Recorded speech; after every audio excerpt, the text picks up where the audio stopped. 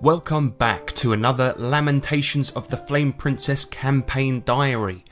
If you haven't listened to the last one yet, I would highly suggest that you do, just to get a bit of background and an introduction to the characters. Before we start this one, I'll just do a quick recap of the events that happened in the last campaign diary. The campaign region, Alfinland, and its ruler, Lord Alfin, are at war with a powerful wizard who reigns in the east. He has taken control of Moor, a huge barbarian city. The heroes in this story are Nico, who deserted from the front lines of the war, Killen, an elf whose home was destroyed, Luther, a strange magic user who has a fascination with animals, mainly chickens, and lastly Gunlet, a woodland hobbit who was forced to leave his tribe after he killed the tribe's leader by accident. Woodland hobbits are known by the locals as Fuzzies due to their thick fur. This team resides in Domvay, the city's capital, and after a botched attempt to rescue Lord Alfin's daughter, the party has spent the last few days recovering in a military infirmary. They were saved by some brave soldiers who were also attempting to find Lord Alfin's daughter. Lord Alfin's daughter is Xenia, aka the Flame Princess. She is still missing.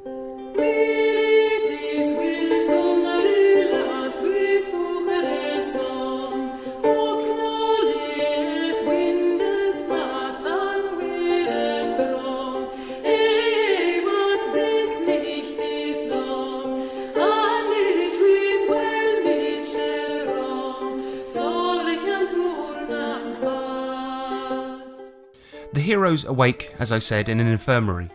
Obviously a military one. It's crowded with beds which house wounded military personnel. Their mission to rescue Xenia, aka the Flame Princess, went awfully, with all of them seriously injured by the dragon, which the goblins somehow controlled. Lord Alfin has just visited them personally and chided them for doing a terrible job. He has taken them off the case.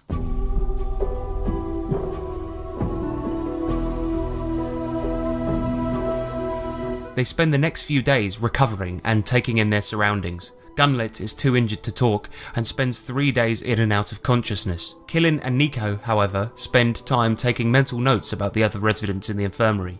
They notice that although many of them sport the regular wounds one would expect to suffer in a battle, there is one injured man that stands out. He is white as a sheet, his skin withering, and his hair is frozen stiff with pointed shards of ice at the tips. Additionally, around his nose there are frozen streams of snot, and his mouth is cracked and blue. By all accounts, this man looks dead, but he breathes short, quick breaths as he lies on the bed, eyes frozen shut. While Gunlet, Nico and Killen need to recover for at least a few days, Luther, however, is back to his usual self after only 1 day. The wounds he received from the dragon are considerably less severe than the others, and as such, after only a day in the care of a skilled alchemist, he dons his black robes, picks up his pet chicken, Drek, and decides to make his way to a place he calls his dark shrine.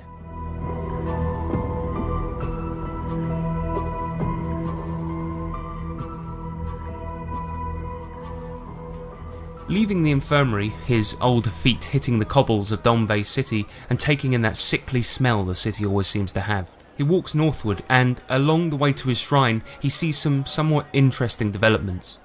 A relatively decent pub not far from the infirmary, the Howling Wench, is padlocked and its owner stands on a wooden box outside. Many townsfolk pelt the proprietor with stones and yell angrily, yelling things like "Where's the fucking wine?" and accusing the pub's owner of hoarding it all to himself. You see, Domvay is known for its wine. It has the best and worst in Alfinland. Alfinians are not big ale drinkers, but they live on wine, and as Luther bustles his way into the crowd, he hears talk of a shortage. Many pubs and inns are unable to open until the problem is rectified. Luther simply regards this information with a simple, "I see," and moves on. Hurrying down the street, he comes across his second, likely related oddity. A newsboy is selling copies of the Domvay Herald and cries out to the streets about a new tax. Refusing to buy a paper, Luther looms over the child and begs him to explain the headline. The child tells Luther that the new law reads, "Thou shalt give half thy income to charity, or thou shalt have no income." "Thank you, boy."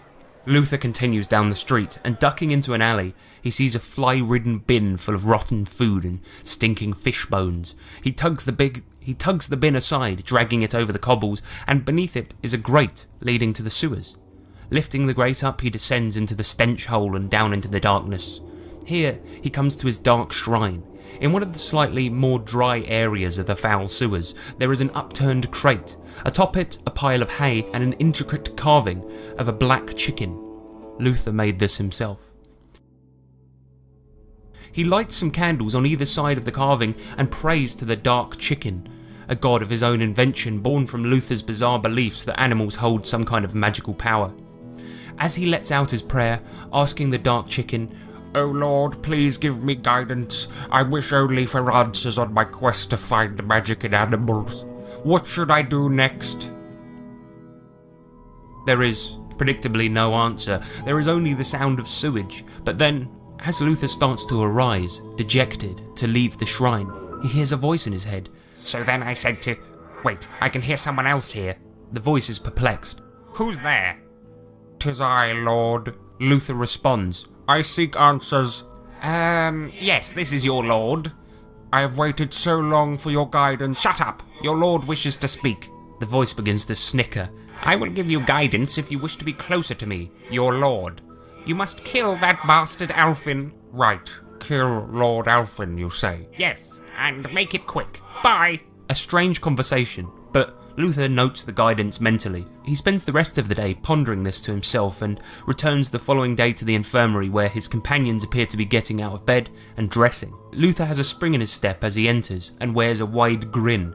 Nico notices and remarks, "You are smiling. I don't think I've ever seen that before." "Well, yes, I'm having a fantastic day." "Care to elaborate?" Killen speaks up. "No." Their conversation comes to an end, and as they move to leave the infirmary, a man walks in. He has thick, greasy black hair which falls to his shoulders, dark leather armour, and wears an eye patch. This man strokes his beard as he regards the heroes, his nose high in the air. This man is Commander Blackthorn. Everyone knows him, especially Nico. Blackthorn, of course, recognises Nico from his time in the army, before Nico deserted. "Good morning, Killen, Gunlet, Luther, and scumbag deserter!" Blackthorn barks through gritted teeth. "Good morning." Nico's voice trembles as he talks. Blackthorn proceeds to tell the heroes that Lord Alfin has had a change of heart and wishes to see them at his castle 2 hours after midday. He hands them a writ of summoning before leaving, his black cloak swooping behind him. The team are puzzled by this and discuss Alfin's possible motives, but they haven't eaten a good meal in days, and as their stomachs rumble, they leave the infirmary in search of an inn. It is now that Luther tells them about the wine shortage and how many of the pubs have closed their doors for the time being. So they search around for a short while and end up in Lowtown, the poor sector of Dolnvay. The only pub they can find that hasn't closed its doors is the Frigid Cousin, an awfully named ramshackle dirt pub, but its doors appear to be open, and raucous cheering can be heard from within. Killen is the first to enter, and he's met by a serving woman who quickly blurts out, "No, officer! Sorry, never mind." In the middle of the pub's main room, Killen can see a number of men and women screaming and cheering, all crowded round something on the floor. Killen immediately knows what's going on. Grub fights. And now a legal blood sport where 2 poisonous forearm-sized grubs fight to the death. Townsfolk make bets on which grub they think will emerge victorious. It seems the Frigid Cousin has found a way to make money in spite of the wine shortage.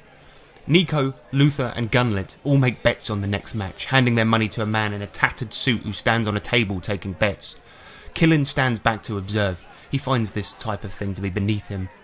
The next fight is brutal. The grubs tear at each other with their razor-sharp teeth and jab at each other wildly with their poisonous barbed tails. After some 5 minutes of cheering, exclamations and screaming, a winner is declared. One grub lies in tatters on the pub floor and a serving woman sweeps the poor fucker up with a dustpan and brush. The winner, Throng, happens to be the one the team bet on, and as such they win a fistful of silver pieces. Not long after, another match begins. The heroes make their bets once again. They put a few silver on a large, fat grub which is covered in warts, creating a hard shell. The man taking the bets announces this creature's name to be Grubulus, a somewhat unimaginative name. The Grubulus is fighting a skinny whelp of a grub named Axe. The fight is over in seconds. Grubulus is impervious to the smaller one's weak attacks, and with a swift stab through the head, Axe is destroyed.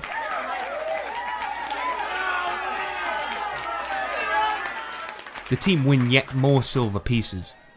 Luther, impressed with the fighting ability of the winning grub, turns his attention to the bookie. He asks the man who owns Grubulus and states that he wishes to purchase him. The bookie, now swamped by an influx of people wanting to put money on the next fight, hurriedly points to a man sitting in the corner, sipping a pint of wine.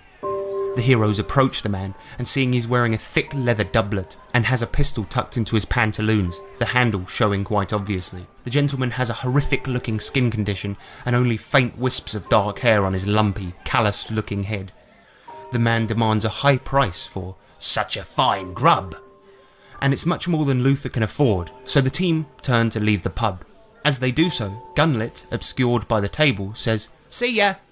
and the man leans over the table to catch a glimpse of him. The man mentions that he rarely sees Fuzzies around these parts, and offers a deal, a one-time match. He never really addresses Gunlet as he talks to the party, and his offer is thus: the Fuzzy versus 25 of my best grubs, excluding Grubulus of course, in this pub tomorrow night. No matter the outcome, you get Grubulus. Now, Gunlet isn't too familiar with human ways, and so he doesn't realise he's being exploited. He agrees to the fight and does so under the pseudonym Yaich Mason, literally meaning grub smasher in the woodland hobbit tongue. So the heroes have around 2 hours before they must see Lord Alfin, and choose to take this time to train Gunlet for tomorrow's fight. They opt to carry out the training in the sewers by the Dark Shrine. Players, am I right? Anyway, the next few hours pass swiftly. Nico holds up 2 large dead rats and moves them around while Gunlet attempts to punch them. Gunlet also does a number of star jumps, pull-ups and lifting heavy sacks of equipment. And it becomes clear that Gunlet doesn't have a hope in hell of winning the fight. After each punch or pull-up he has to stop for a break, and by the end of the training he's a sweaty mess. We cut to Lord Alfin's castle. The team arrive mostly on time, except for Killen, who went off to find a public bath. You see, the lower halves of all of their trousers are now saturated with sewage, and they stink like a festering corpse.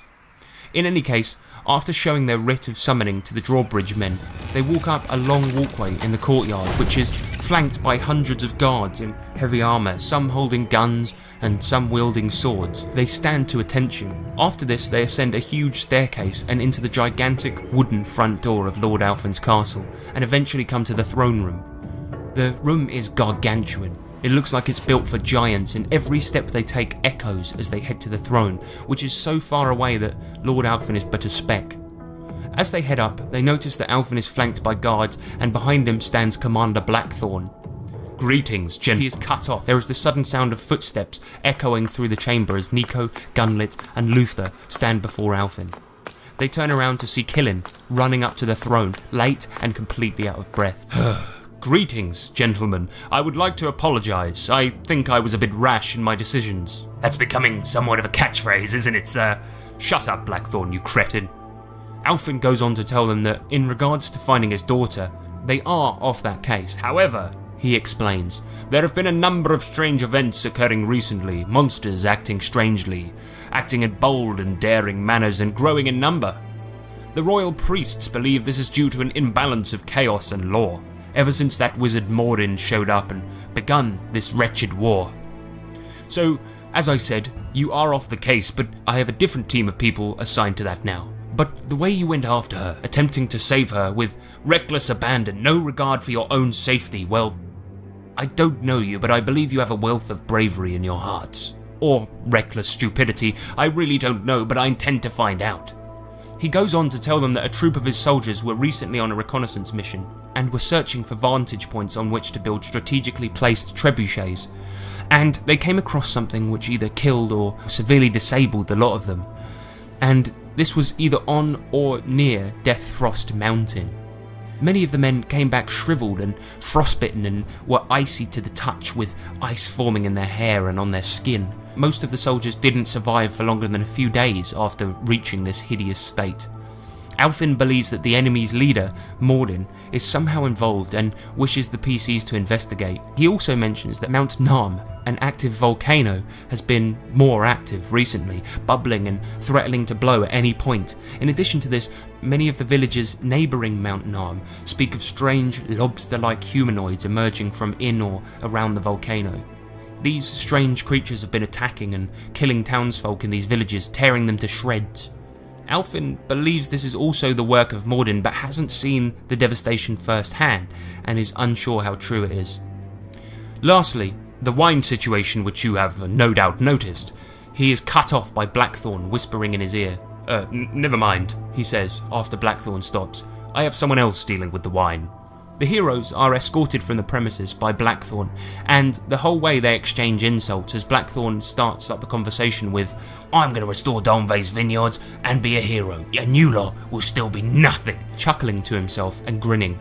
The heroes are reluctant to let Blackthorn win, and leaving Blackthorn and the castle behind, they turn north and head for the vineyards.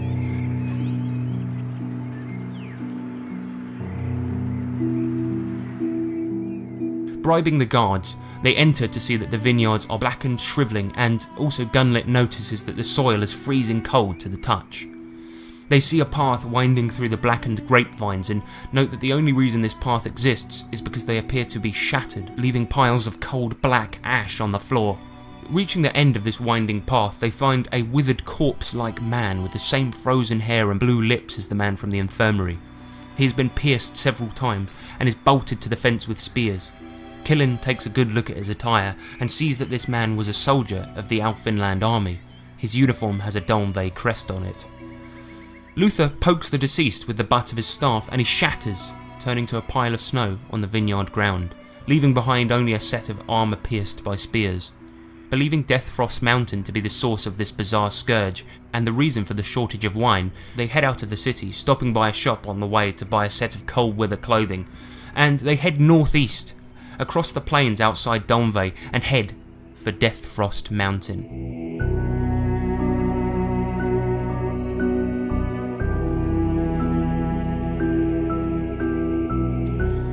After a long day's travel, the moon now hanging over them in the sky, they begin to come close to Deathfrost Mountain but are startled by a strange sight. Jammed into the snowy, mucky soil at the base of the mountain is a tent made of haphazardly stitched animal hides. Around this, many other hides hang out in a long line, dripping blood into the ground beneath it. And in front of the tent is a mass of gravestones, perhaps 200 or so, each representing the symbol of the three snakes, Alfinland's gods.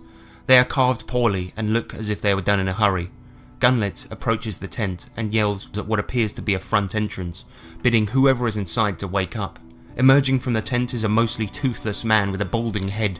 He introduces himself as Ezekiel. He talks with great sadness in his voice and tells them that he made these graves. He says that evil lived on the mountain long ago. It was destroyed, but not before it claimed thousands of innocents. He remembers their faces, and he says some of them were children. And so, he honours them by carving their names into stones. He used to make the graves the heroes see, but stopped because there were just too many. Ezekiel says he's the only one left, and the only one that remembers them. Luther tells Ezekiel of the party's intention to climb the mountain and see what's going on, and Ezekiel, with a horrified look, tells them that whatever is going on up there, finding out is not worth their souls, and begs them to turn back. After much discussion, Killen manages to coerce him into guiding them up. Ezekiel is reticent to do so, but was threatened with violence by Killen.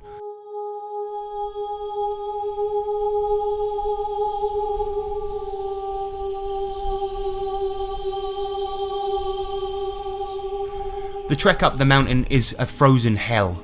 Gunlet's face is completely numb and he feels as if he's going to drop dead, his very bones freezing, even through his winter clothing. Luther is similarly suffering and his footsteps are more and more sluggish and dragging the higher up they get. Nonetheless, with Nico, Ezekiel and Killen heading the trek, they make it to the top, where they find another mass graveyard. But this one is double the size, and as the snow buffets them, they look around to see a cabin and a gigantic black tree flanking the graveyard. The tree is withered, black, and one branch has a rope tied around it, hanging down, now broken. Gunlet can tell the tree is dead, but is hopeful of a light snack to recover his almighty fatigue. He stabs the tree with his dagger, hoping to sup on the sweet sap inside, and instead, the tree bleeds. Dark red blood which sluggishly blobs down the side of the black bark. They all immediately run for the cabin, scared by what they've just seen.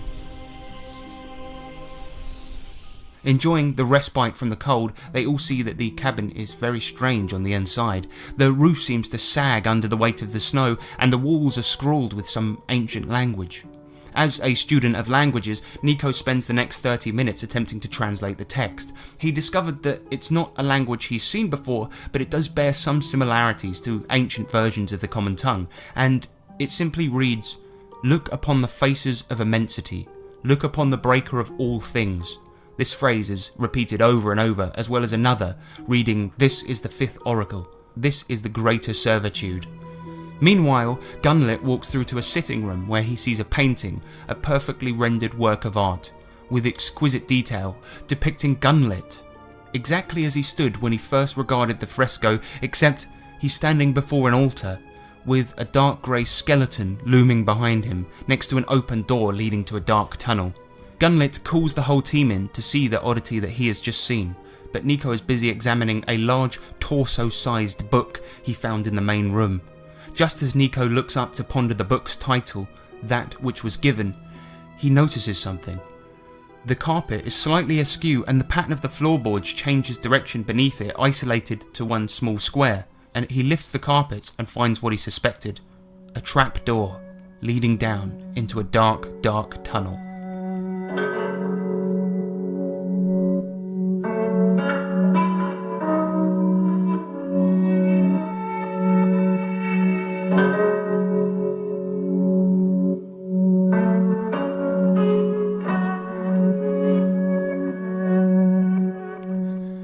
That's it for session 2. I'm going to call this one I should say, The Best Laid Plans of Fuzzies and Men.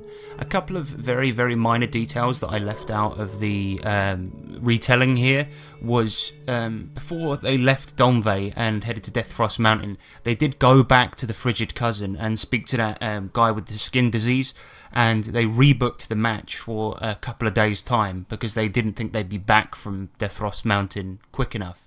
The second very minor detail is, although Ezekiel did go with them because of being coerced by Killen, he essentially, obviously really doesn't want to be there, and as a result did make an attempt to escape when they weren't looking.